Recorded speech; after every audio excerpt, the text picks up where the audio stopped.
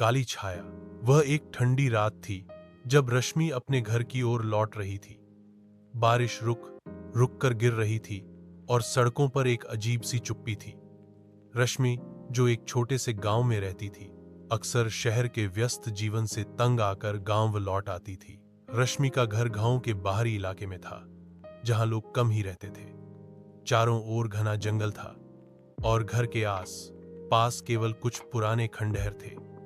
लेकिन आज रात रश्मि को कुछ अलग सा महसूस हो रहा था, जैसे कुछ छिपा हुआ हो, कुछ अजीब सा। वह जैसे ही घर के पास पहुंची, उसके मोबाइल का सिग्नल गायब हो गया। यह कोई नई बात नहीं थी, गांव में अक्सर सिग्नल की समस्या होती थी, लेकिन आज रात वह अलग ही महसूस कर रही थी। उसके कदम तेज हो गए और वह घर की ओर भागी। घर के पास पहुंचते ही उसे महसूस हुआ जैसे कोई उसके पीछे चल रहा हो। उसने पलट कर देखा, लेकिन वहां कोई नहीं था। उसके दिल की धड़कन तेज हो गई, बस थोड़ा सा और। उसने खुद को तसल्ली दी और दरवाजे की ओर बढ़ने लगी। तभी उसे किसी के गाने की धीमी आवाज सुनाई दी। यह आवाज बहुत ही हल्की थी, जैसे किसी ने अपना गला खींचते हुए गाने की कोशिश की हो। रश्मि ने डरते हुए चारों ओर देखा, लेकिन कोई नहीं था।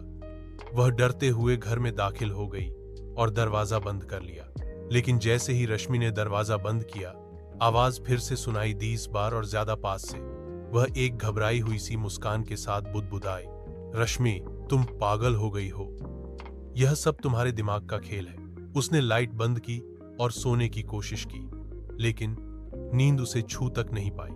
घबराहट के कारण उसकी आंखें चौकस और चौड़ी हो गईं। उसे महसूस हो रहा था कि वह अकेली नहीं है।